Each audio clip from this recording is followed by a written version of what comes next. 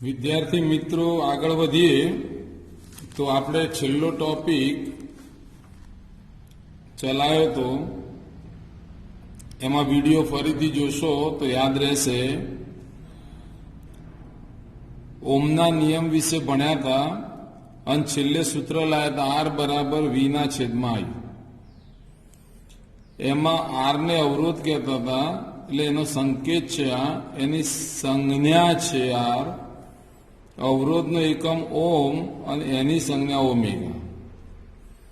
છેલ્લે આપણે એવું લાયા હતા વ્યાખ્યા પરથી, અને એ વાહકના બે છેડા વચ્ચે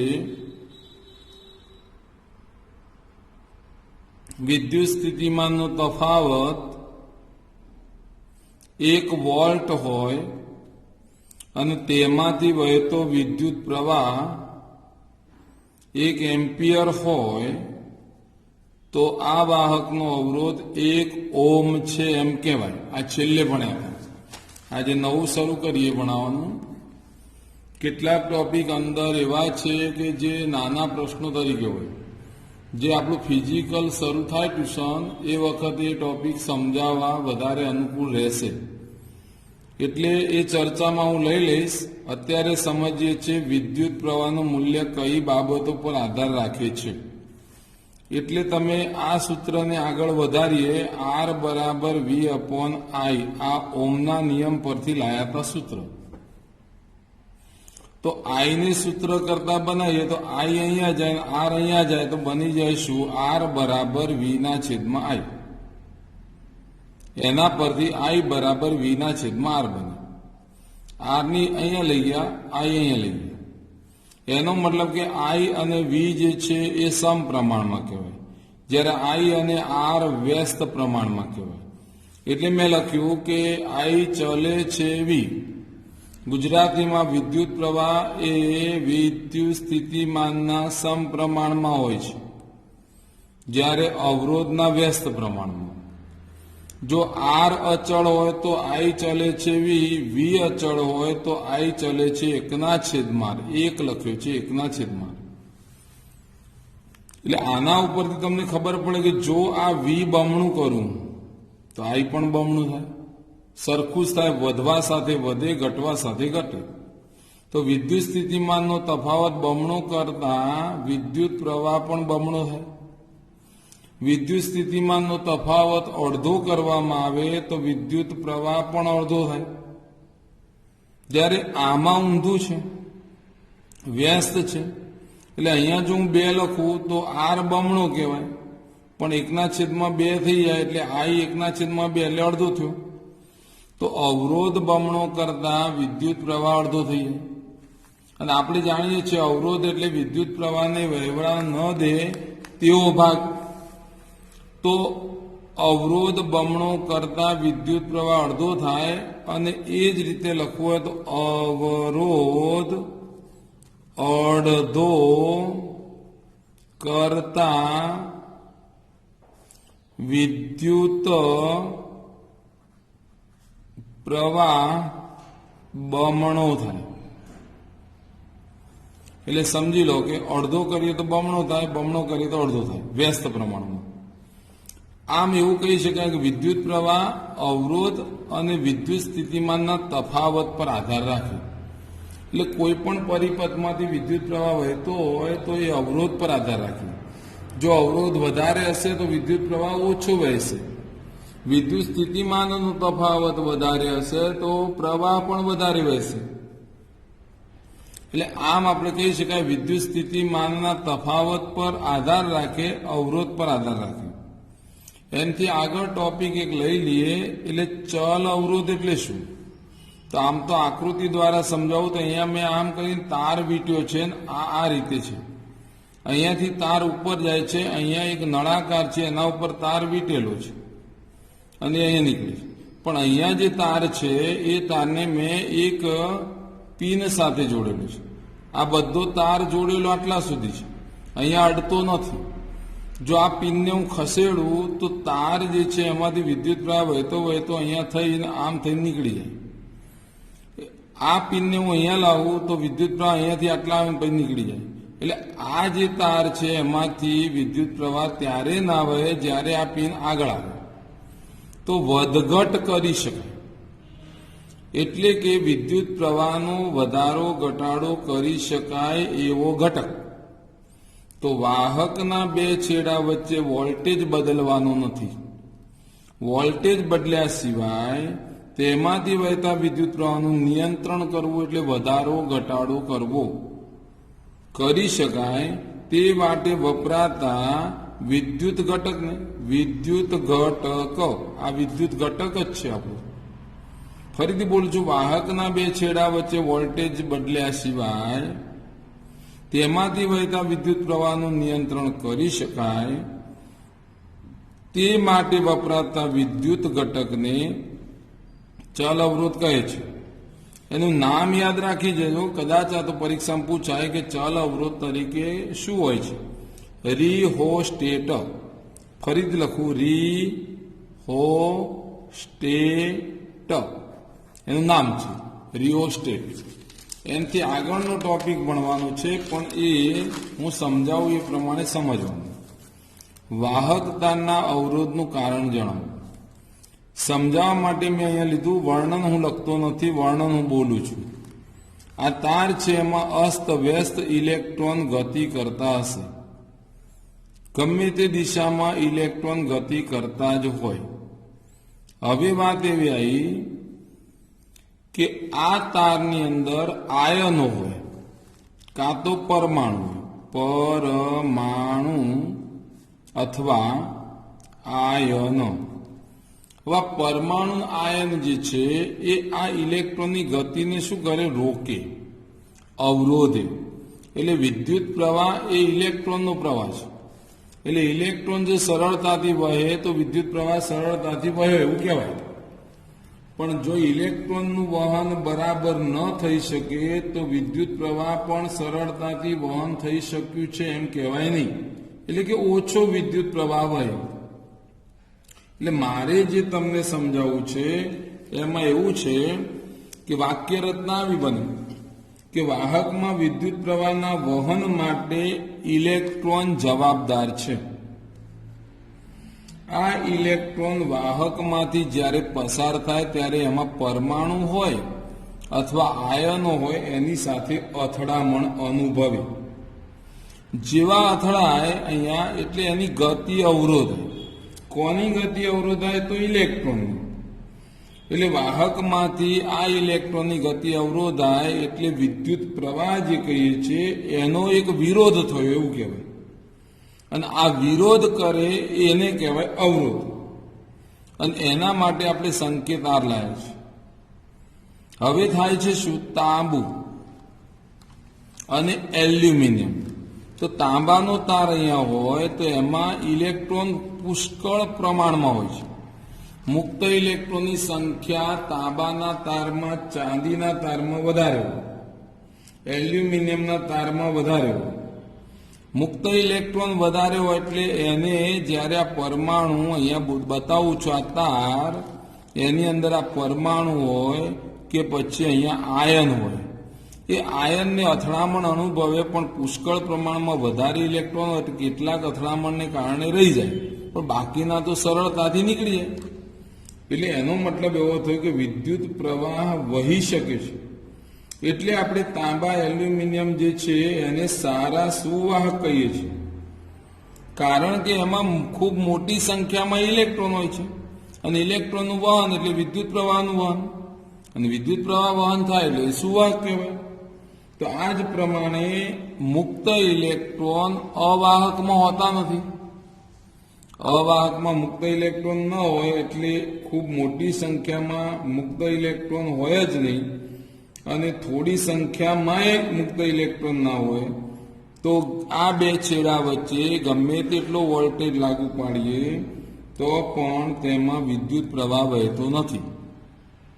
એટલે આમ સુવાહક અને અવાહક એવા બે ભાગ પડે.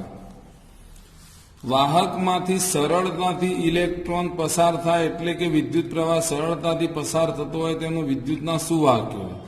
પસાર થતો નથી તો અવાહક કહેવાય. તાંબાનો તાર, ચાંદીનો તાર, હજી લખું છું એલ્યુમિનિયમ નો તાર એ વિદ્યુતના સુવાહક ગણાય. અવાહકમાં કોણ આવે તો નિક્રોમનો તાર, બીજા શબ્દોમાં નાઇક્રોમ તાર પણ કહેવાય છે. એના સિવાય કાર્બન, ગ્રેફાઇટ અને રેઝિન આનું મિશ્રણ કરો. કાર્બન, ગ્રેફાઇટ અને રેઝિનના મિશ્રણથી જો કોઈ ભાગ બનાવવામાં આવે, ઘટક બનાવવામાં આવે, તાર બનાવવામાં આવે તો તેમાં મુક્ત ઇલેક્ટ્રોન હોતા નથી, એટલે એ વિદ્યુતનું વહન કરતા નથી, એટલે વિદ્યુતના શું કહેવાય? અવાહક. વિદ્યુતના અવાહકો. આગળ વધ્યા.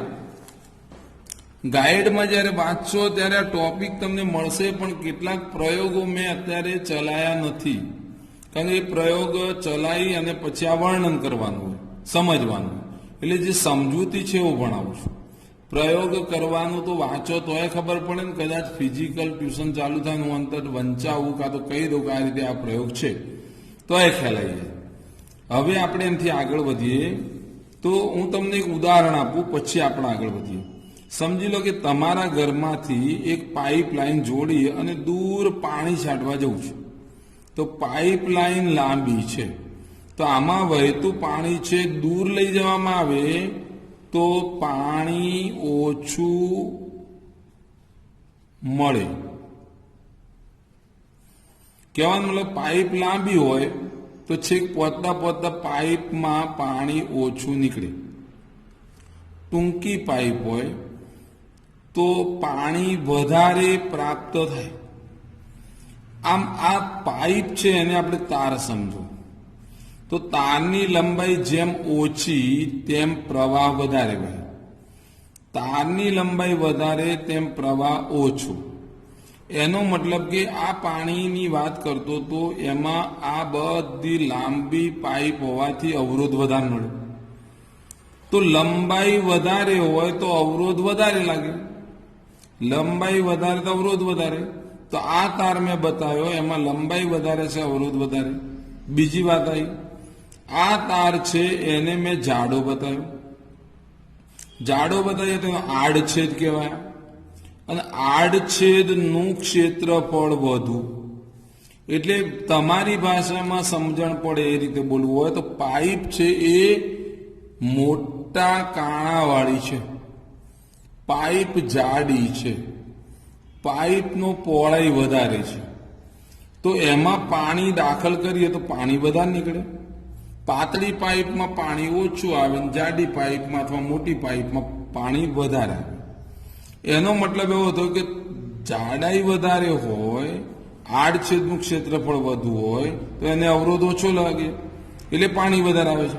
તો તારમાં પણ આવું બને કે તારના આડછેદ એટલે કે જાડાઈ વધારે હોય, પહોળાઈ વધારે હોય તો આ અવરોધ ઓછો લાગે.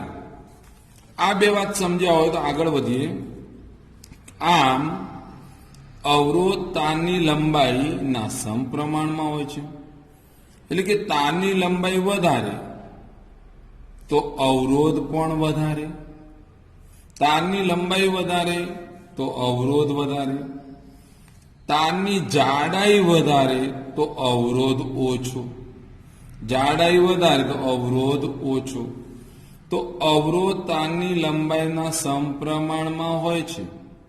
એટલે કે અવરોધ આર ચલે છે તારની લંબાઈ એલ, નંબર 1 આપ્યો મેં. અવરોધ તારના આડછેદના ક્ષેત્રફળના વ્યસ્ત પ્રમાણમાં હોય છે. ટોપિક જે સમજાવું છું એમાં અવરોધકતા એટલે શું, અવરોધકતાનું સૂત્ર મેળવો, એકમ લખો, આ પ્રકારનો પ્રશ્ન બને. તો અવરોધ તારના આડછેદના ક્ષેત્રફળના વ્યસ્ત પ્રમાણમાં. તો આર ચલે છે ક્ષેત્રફળ એટલે એ કહેવાય. તો 1/a. પરિણામ 1 ને પરિણામ 2 સંયોજિત કરતા ભેગા લખતા. આર ચલે છે, અહીંયા એલ હતું ઉપર, અહીંયા એ નીચે હતું, તો એલ ના છેદમાં એ. એટલે કે આર એ તારની લંબાઈના સમપ્રમાણમાં અને આડછેદના ક્ષેત્રફળના વ્યસ્ત પ્રમાણમાં હોય છે. તો આર બરાબર કરીએ તો અચળાંક લખવો પડે, એટલે આ અવરોધકતાનો અચળાંક લખ્યો મેં આવો ઊંધો ક્યુ જેવો. એલ એની જગ્યાએ એ પણ એની જગ્યાએ. આ અવરોધકતાને મારે સૂત્ર કરતા બનાવો તો એ જાય આર ની જોડે, એલ જાય નીચે. તો અવરોધકતા બરાબર આર એ છેદમાં એલ. આર એટલે અવરોધ, અવરોધનો એકમ ઓમ છે. ક્ષેત્રફળનો એકમ મીટર સ્ક્વેર અને લંબાઈનો એકમ મીટર. તો 1 મીટર ઉડી જાય તો ગુજરાતીમાં લખ્યું છે ઓમ મીટર. તો અવરોધકતાનો એકમ ઓમ મીટર છે. મેં બાજુમાં લખાણ એવું લખ્યું છે સાંકેતિક ભાષામાં, અવરોધકતા એટલે આ ઓમ મીટર સ્ક્વેર, નીચે મીટર. તો મીટર એક ઉડી જાય તો ઓમ મીટર આયા. તો આ પણ બન્યું શું? તો અવરોધકતાનો એકમ ઓમ, એટલે આવું લખું છું હવે, ઓમ મીટર છે. અંતે અવરોધકતાનો એકમ તો જાણી લીધો, તો અવરોધકતા કોને કહે છે? તો એકમ લંબાઈ એટલે આપણી તારની આમ લંબાઈ હતી, અને એકમ આડછેદનું ક્ષેત્રફળ ધરાવતો તાર હોય, લંબાઈ પણ ધરાવતો હોય, ક્ષેત્રફળ પણ ધરાવતો આડછેદનું, અને એવા વાહકતાના અવરોધને વાહકના દ્રવ્યની અવરોધકતા. એવો કોઈ અવરોધ હોય તો એનું દ્રવ્ય જે છે એને આપણે અવરોધકતા કહીએ છીએ. હવે આપણે ભણીએ શ્રેણી જોડાણ એટલે શું, સમાંતર જોડાણ એટલે શું. હવે આ મોટો પ્રશ્ન 3 માર્ક કે 4 માર્કનો પૂછાય, પણ એ સમજવો જરૂરી છે. હવે આવશે શ્રેણી જોડાણ. અવરોધોનું શ્રેણી જોડાણ સમજાવો. અવરોધનું શ્રેણી જોડાણ કરી તેનું સૂત્ર તારવું અને લાક્ષણિકતા જણાવો, તેના ફાયદા અને ગેરફાયદા જણાવો. એટલે આ શ્રેણી જોડાણનો આખો ટોપિક આટલો પૂરો થાય. પછી આવશે સમાંતર જોડાણ. તો એમાંય પાછી આકૃતિ આવશે, પછી જોડાણ વિશે સમજ, પછી એનું સૂત્ર, પછી લાક્ષણિકતાઓ, ફાયદા અને ગેરફાયદા. આજે અત્યારે આ ટોપિક તો પહેલા ભણાવી દઈએ, પછી વાત. હવે તમને સમજાવું એ પ્રમાણે આ બેટરી છે, આ ઋણ ધ્રુવ માઇનસ, આ પ્લસ. અહીંયાથી વિદ્યુત પ્રવાહ વહે અને એ વિદ્યુત પ્રવાહ આઈ છે. આઈ મૂલ્યનો વિદ્યુત પ્રવાહ અહીંયા એ છેડાથી શરૂ થાય તો R1 માંથી પસાર થાય, R2 માંથી પસાર થાય, R3 માંથી પસાર થાય. તો R1, R2, R3 3 અવરોધ છે. આમ જોવા જઈએ તો શું થાય કે પહેલા અવરોધનો બીજો છેડો બીજા અવરોધના પહેલા છેડા સાથે, બીજા અવરોધનો બીજો છેડો ત્રીજાના પહેલા સાથે, અને આમ છેલ્લા અવરોધનો છેલ્લો છેડો અને પહેલા અવરોધનો પહેલો છેડો. સમજો છો?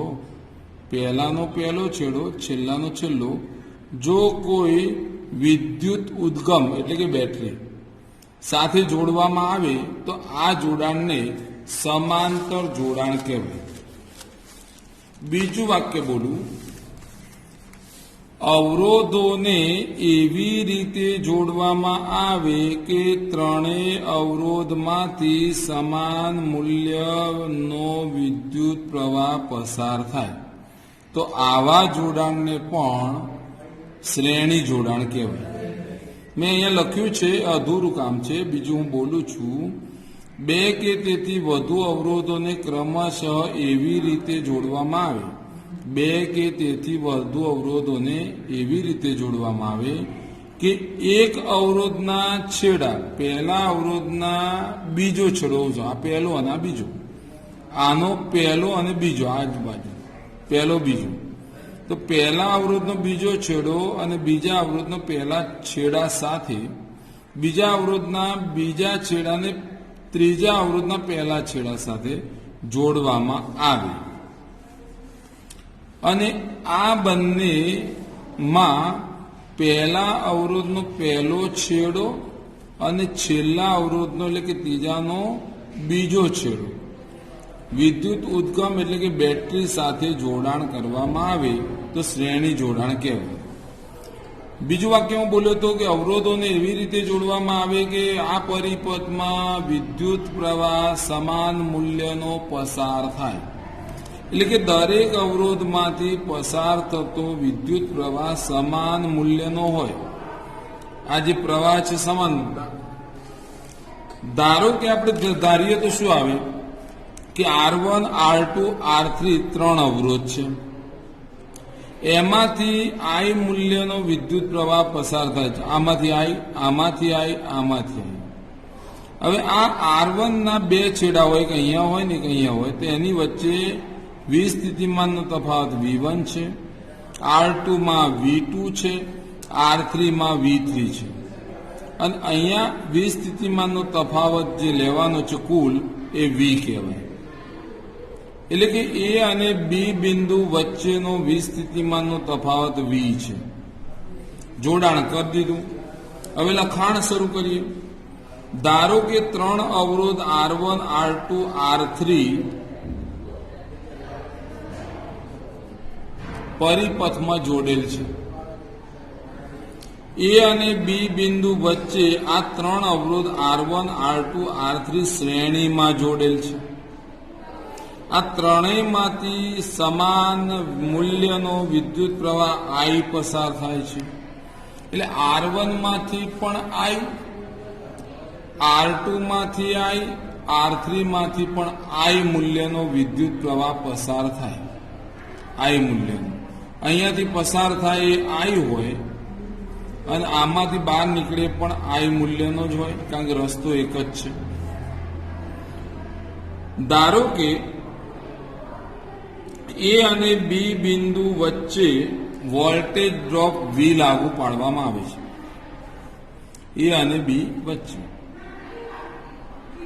તો V વોલ્ટેજ ડ્રોપ લાગુ પાડતા V વોલ્ટેજ જેને કહેવાય વી સ્થિતિમાનનો તફાવત લાગુ પાડીએ તો આ અવરોધમાં આ વોલ્ટેજ સમાન મૂલ્યમાં વહેંચાઈ જાય.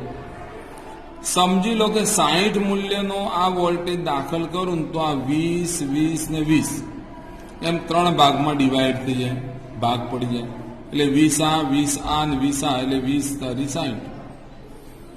તો હવે આપણે લઈએ કે ધારો કે R1 R2 R3 ના બે છેડા વચ્ચેનો વી સ્થિતિમાનનો તફાવત અનુક્રમે V1 V2 અને V3 છે, જે અહીંયા આકૃતિમાં બતાવું છું. આ 1 2 3, આ R1, આ R2, આ R3. તો અહીંયા આટલાનો વોલ્ટેજ ડ્રોપ V1 હોય, આટલાથી આટલાનો V2 હોય, આનો V3 હોય, જેને કહેવાય વી સ્થિતિમાનનો તફાવત. જે મેં અહીંયા લખ્યું છે કે R1 R2 R3 ના બે છેડા વચ્ચેનો વી સ્થિતિમાનનો તફાવત એટલે R1 R2, R1 વચ્ચેનો V1, R2 ના બે છેડા વચ્ચે V2, R3 ના બે છેડા વચ્ચે V3 વોલ્ટેજ ડ્રોપ હોય, જે અનુક્રમે V1 V2 અને V3 છે. તો આ કુલ વી સ્થિતિમાનનો તફાવત એ સમાન રીતે ત્રણમાં વહેંચાય. એટલે કે આ 20 20 20 હોય તો ટોટલ 60 V ગણાય. એટલે કે V બરાબર V1 વત્તા V2 વત્તા V3. પરિણામ નંબર 1.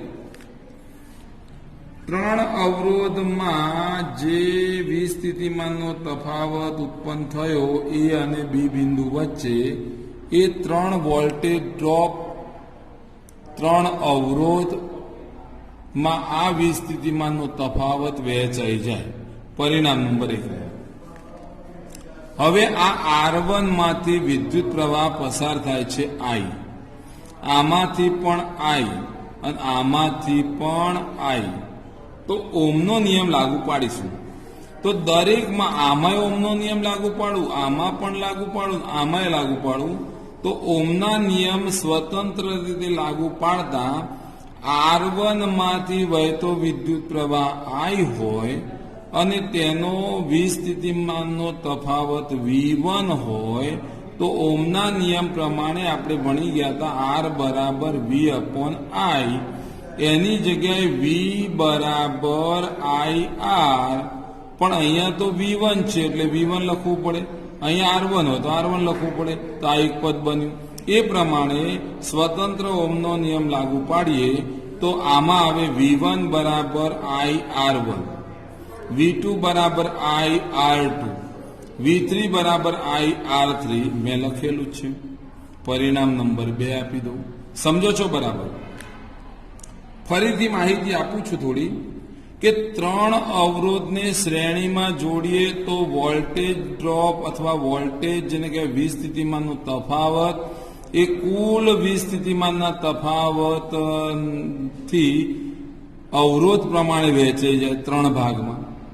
જ્યારે વહેતો વિદ્યુત પ્રવાહ કોઈ વહેંચાતો નથી, એ દરેકમાંથી સરખો પસાર થાય. ઓમના નિયમ પ્રમાણે આટલો પહોંચે. હવે આખા પરિપથનો આખો પરિપથ છે એનો આ અવરોધ R3, R2, R1 હોય. માની લો કે આ 3 ભેગા થઈને અવરોધ RS હોય. આ 3નો ભેગો અવરોધ એક RS હોય.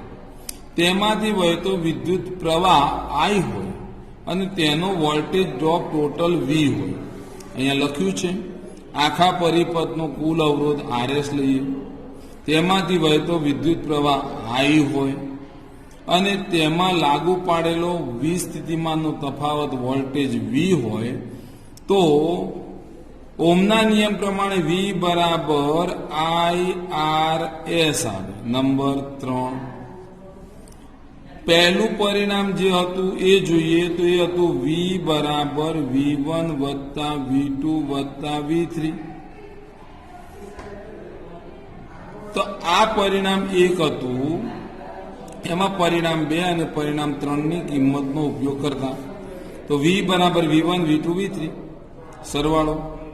V એટલે હમણાં લાયા IRS લખી દીધું, I1 લાયા હતા V1 લાયા હતા IR1, V2 IR2, IR3 જે મેં લખી દીધું. બધામાંથી કોમન કાઢું I, તો મને અહીંયા I કોમન કાઢેલું જોવા મળે. તો અહીંયા તો I હતો જ. I આ બાજુ લાવી તો ઉડી જાય તો RS બરાબર R1 વત્તા R2 વત્તા R3. આમ કરીને જો આગળ આવતા હોય તો આવો થાય. આને બોલાય કેવું? જો પરિપથમાં અવરોધોને શ્રેણીમાં જોડવામાં આવે તો આ અવરોધોના મૂલ્યનો સરવાળો સમતુલ્ય અવરોધ R એટલે કે RS લીધો છે બરાબર હોય છે. એટલે શ્રેણીમાં જોડો તો અવરોધ જે છે એ બધાનો સરવાળો કરો એ ટોટલ અવરોધ થાય. હવે આ સમજી લીધું હોય સૂત્ર તો આગળ વધીએ તો એની આવે લાક્ષણિકતાઓ, પછી આવે ફાયદા અને ગેરફાયદા. સમજ્યા હોય તો અનુકૂળ આવશે. હવે આપણે 3 શબ્દો લીધા. મેં R બરાબર V/I એક હતું, અથવા તો V બરાબર IR આવો શબ્દ હતો આપણા પાસે સૂત્ર. હમણાં લાયા સૂત્ર એવું હતું RS બરાબર R1 વત્તા R2 વત્તા R3. આ બધાને ધ્યાનમાં લઈને મારે બોલવું છે. તો આમાં 3 અક્ષર આવે છે, કે V આવે છે, કે I આવે છે ને R આવે છે. પહેલા હું V વિશે બોલું તો યાદ કરો અવરોધોને કેવું જોડાણ કર્યું હતું તો કે શ્રેણીમાં. તેમાંથી વહેતો વિદ્યુત પ્રવાહ વહેંચાઈ જતો હતો કે સમાન મૂલ્યનો પસાર થતો હતો, તો બધા કે સમાન મૂલ્યનો. એટલે પહેલી લાક્ષણિકતા દરેક અવરોધમાંથી, સમજો છો આ રીતે અવરોધ હતા યાદ કરો હજી, તો આમાંથી વહેતો વિદ્યુત પ્રવાહ આમાંથી વહેતો ને આમાંથી વહેતો વિદ્યુત પ્રવાહ I જ હતો. દરેક અવરોધમાંથી સમાન વિદ્યુત પ્રવાહ I પસાર થાય છે. લાક્ષણિકતા નંબર 1. હવે હું લઈ લઉં છું V. તો વી લઉં તો તમે જોતા હતા કે આનો વી V1 V2 અને આનો V3 આનો સરવાળો કરતા હતા કુલ વી થતો હતો. તો દરેક અવરોધના બે છેડા વચ્ચેનો વિસ્થિતિમાનનો તફાવત અને એનો કરું સરવાળો એ કુલ વિસ્થિતિમાનના તફાવત જેટલો હોય છે. બીજા શબ્દોમાં કહું તો કુલ વોલ્ટેજ ડ્રોપ, કુલ વોલ્ટેજ દરેક અવરોધના વોલ્ટેજ જેને કે વિસ્થિતિમાનનો તફાવત ના સરવાળા જેટલો હોય છે. આ બીજી ભાષા વાપરી. ટૂંકમાં કહેવાનો ભાવ મારો એવો હતો કે દરેક અવરોધનો બે છેડા વચ્ચેનો વિદ્યુત સ્થિતિમાનનો તફાવતનો સરવાળો કરું એ કુલ વિસ્થિતિમાનના તફાવત જેટલો થાય. એનાથી આગળ વધ્યો તો ત્રીજો શબ્દ આવ્યો આર, જે અહીંયા બતાવ્યું છે. શ્રેણીમાં અવરોધોને જોડતા દરેક અવરોધના મૂલ્યનો સરવાળો, દરેક અવરોધના મૂલ્યનો સરવાળો સમતુલ્ય અવરોધ બરાબર હોય છે. શ્રેણીમાં અવરોધને જોડતા દરેક અવરોધના મૂલ્યનો સરવાળો કુલ અવરોધને સમતુલ્ય હોય છે. ત્રણ શબ્દો લીધા હતા. પહેલા આઈ બોલ્યો, આઈમાં એવું બોલ્યો કે વિદ્યુત પ્રવાહ સમાન વહે છે દરેકમાંથી. બીજું બોલ્યો કે વિસ્થિતિમાનનો તફાવત દરેક અવરોધનો લઈએ તો એનો સરવાળો કરીએ એ કુલ વિસ્થિતિમાનનો તફાવત બરાબર હોય છે. ત્રીજું બોલ્યો કે અવરોધને શ્રેણીમાં જોડીએ તો દરેક અવરોધના મૂલ્યનો સરવાળો એ આખા પરિપથના કુલ અવરોધના મૂલ્યને સમતુલ્ય હોય છે. હવે માતા એ ચોથો મુદ્દો, આ ત્રીજો હતો, આ બીજો હતો. અહીંયા દરેક અવરોધના બે છેડા વચ્ચેનો વિસ્થિતિમાનનો તફાવત, એટલે આ છેડો છે એના વચ્ચેનો વિસ્થિતિમાનનો તફાવત એ આનુષંગિક અવરોધના સમપ્રમાણમાં હોય છે. આનુષંગિક એટલે શું? કે તમારી પાસે અવરોધ છે એ કેવો છે? વધારે પડતા મૂલ્યનો અવરોધ છે, ઓછા મૂલ્યનો અવરોધ છે, એ પ્રમાણે આ V1 V2 V3 ગણાય. દાખલા તરીકે આ વધારે અવરોધ હોય તો આ V1 છે એનું મૂલ્ય વધી જાય. આ ઓછો હોય તો V2 નું મૂલ્ય ઓછું થાય, પણ ટોટલ તો સરખું જ થવું જોઈએ.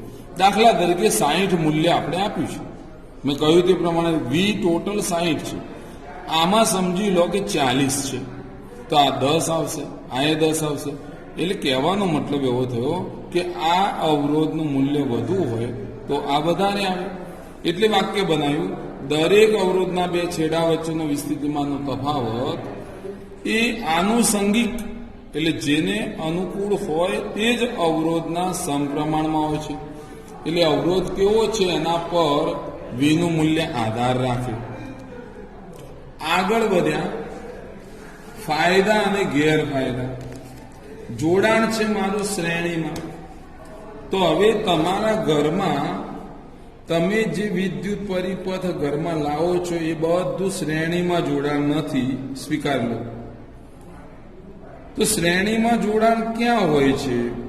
તો એ આપણે જોઈએ છે જ્યાં નવરાત્રિમાં પેલી લાઇટની સિરીજ લગાડીએ છીએ એમાં હોય છે. તો એ ધ્યાનમાં લઈને આપણે પહેલા બોલીએ ફાયદા અને પછી બોલીએ ગેરફાયદા. તો અવરોધોને જો શ્રેણીમાં જોડીએ, શ્રેણીમાં જોડાણ હોય તો કુલ અવરોધ વધી જાય. કુલ અવરોધ વધે છે. મેં હમણાં કહ્યું અવરોધના સરવાળા જેટલો જ કુલ અવરોધ થાય. એટલે અવરોધ જે છે એ વધારી શકાય, અને વધારી શકાય તો અવરોધ વધે તો પ્રવાહ ઘટે અથવા ઘટાડી શકાય. એટલે અવરોધથી ફાયદો શું આપણને? તો પરિપથમાં વહેતા વિદ્યુત પ્રવાહનું નિયંત્રણ કરી શકાય. નિયંત્રણ. અચાનક વિદ્યુત પ્રવાહ મોટા મૂલ્યનો આવતો હોય તો ઉપકરણોને નુકસાન પહોંચતું હોય તો અવરોધ રાખવામાં આવ્યો હોય તો એનું નિયંત્રણ થાય એટલા માટે એક શ્રેણી જોડાણ ઉપયોગી છે. સમજો છો? આ પ્રમાણે શ્રેણી જોડાણ કરેલું લાઇનમાં બધા અવરોધ હોય તો વિદ્યુત પ્રવાહ અહીંથી દાખલ તો થાય, પણ આ અવરોધને કારણે અવરોધ વધી જાય એટલે પ્રવાહ ઘટે, અને પ્રવાહ ઘટે એટલે એ પ્રવાહ પર નિયંત્રણ કરી શકાય.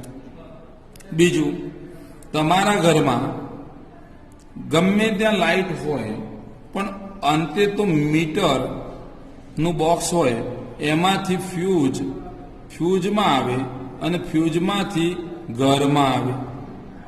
સમજો છો? બહાર થાંભલા પરથી મીટરમાં આવે, મીટરમાંથી ફ્યુઝમાં આવે અને ફ્યુઝમાંથી ઘરમાં લાઇટ આવે.